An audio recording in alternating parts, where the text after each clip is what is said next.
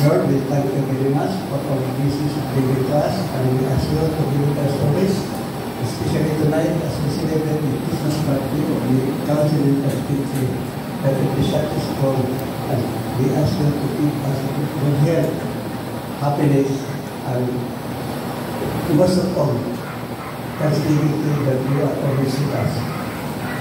This we ask in Christ our Lord. Amen. Amen. Father, Son, and Amen. Indugang natong pag-abot ng Panginoon sa ating brother nights. Natuna na nato, labi na itong mga sigis nga dako, natabang ang dakong nakuwat, aron ma-exist ni atong brother house.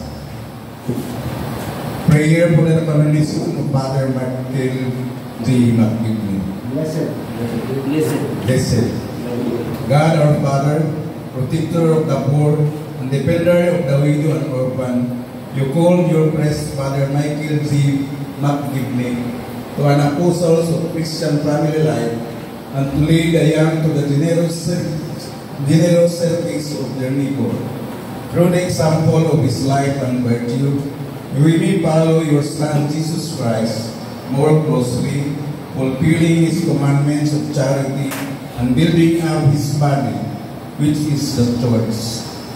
Let the inspiration of your servant prompt us to the greater confidence in your love, so that we may continue this work of caring for the needy and the outcast. We humbly ask that you glorify your servant Father Michael G. McGivney on earth according to the design of your holy will. Through the intercession, grant the people we now present through Christ our Lord. Amen. Our Father who art in heaven, holy be your name, your kingdom come, your will be done on earth as it is in heaven. Give us this day our daily bread, and forgive us our trespasses, as we forgive those who trespass against us. And lead us not into temptation, but deliver us from evil. Hail Mary, full of grace, the Lord is with you. Blessed are you among women, and blessed is the fruit of thy womb, Jesus. Holy Mary, Mother of God, pray for us sinners now and at the hour of our death. Amen. Glory be to the Father, and to the Son, and to the Holy Spirit. As it is, and shall be forever. Amen. In the Father, and Son, and the Holy Spirit. Amen. Oh, everybody stand.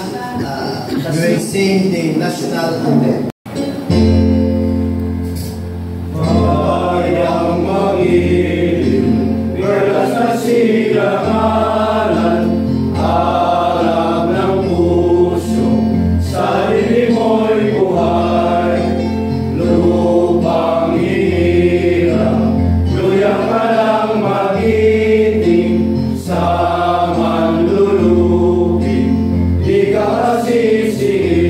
Sa dagang at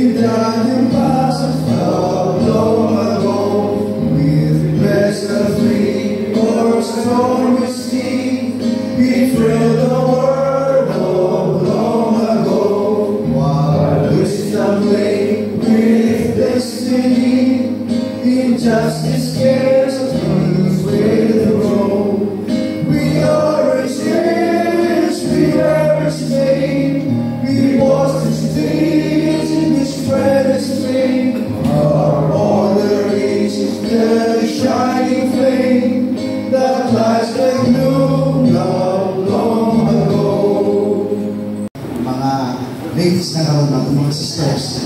Kaya pila na ko kayo kayo, tawag na wala yun. Yay! Tawag na asla. Kung ito sa bot, murag nagkagpala. Tapos na naman punta kayo karon. Kaya sa akin, nag-party ni last time, mga siguro, makawala lang yung tao ko. Marang kagagadagan na karon. Ang buto ko sa bot, isog na po na ato na sa Columbus. Eh, pagkakaroon ng atong na sa Columbus, labaw na ang councils na medyo dili na kayo uban na suspended na uban, wala ka nagpabilin diri sa among district. Ako man ang district ni 15 gusto na lang po ang 9573 na lang, pero dili lang na diri na mo sa among district, kundi halos tanan mao ang problema.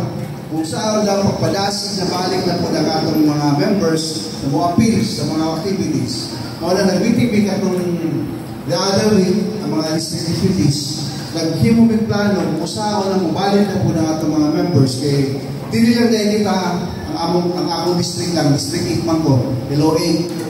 No, dili lang dahil Ilo 8 anay pareho na problema, kung dili tanan halos diri sa Mindanao, mao gani ang supposed to be dapat ang number 1 permit sa recruitment activities ang Mindanao jurisdiction. So pagkakaroon naatas sa ika-47 na. Sa una, number 1 na number 2. Sa karoon naatas sa 47, pero sa Manila, ang Luzon, ang bituman naman sa duwa, sila karoon number 1 at number 2. Ang Visayas nasa top 10 lang ihapon.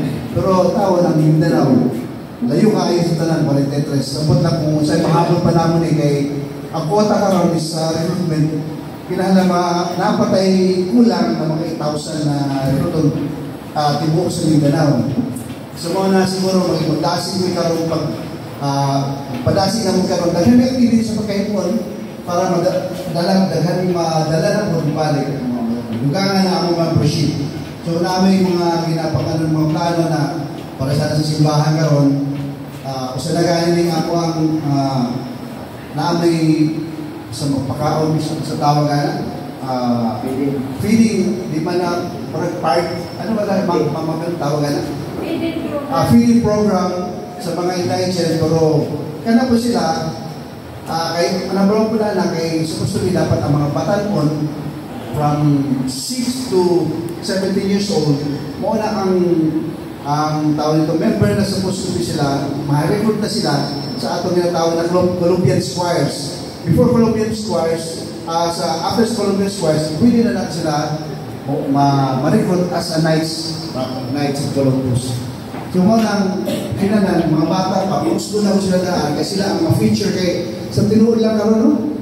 Mga tigulan na kaya mga members na sa Columbus na ako, dalagang na 45 sila. Nagdadagan na po. So, isa na po lang, nagkahinay, nagkaluya.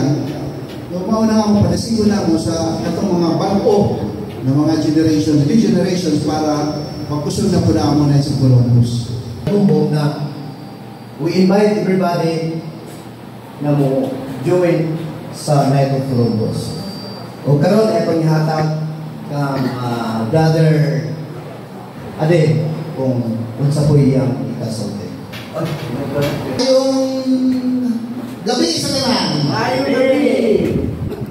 Murag di na naman. Usap.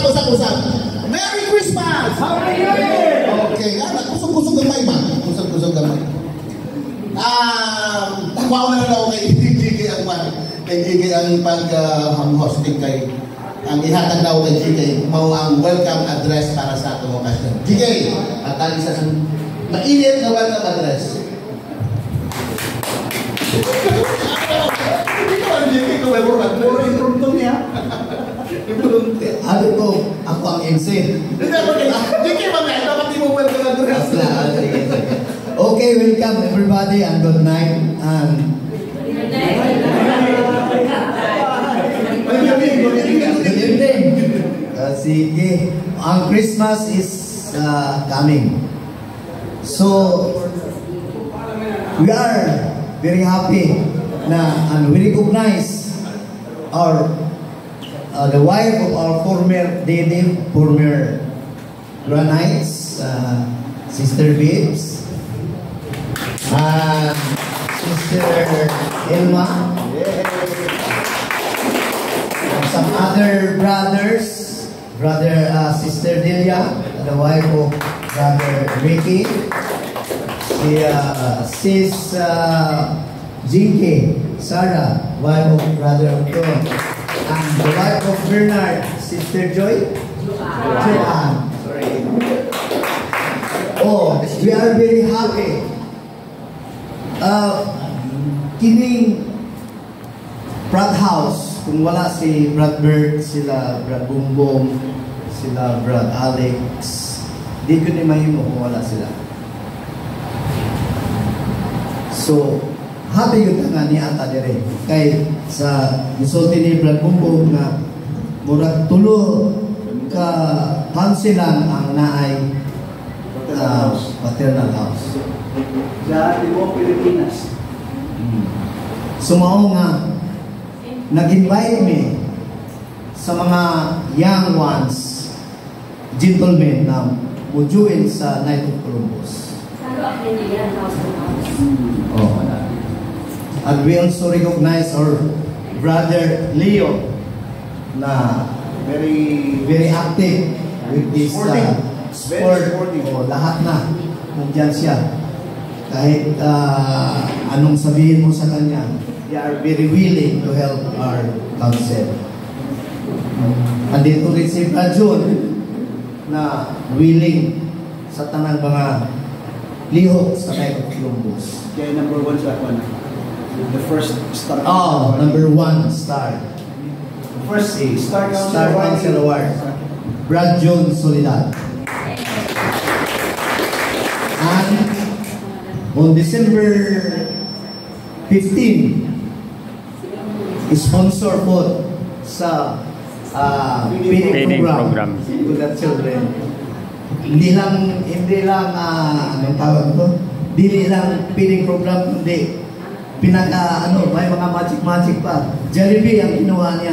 Wala na. Nakancel na Jollibee. Nakancel na? Oo, wala na Jollibee. Kaya nilumayo yung story. Okay. Pero natin ihapon yung Feeding program.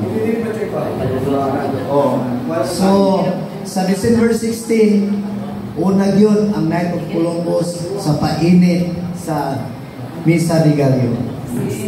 16. Duhaman ng misa sa 3 o 4:30. So, ang Night of Columbus na willing na alagad sa atong parokya.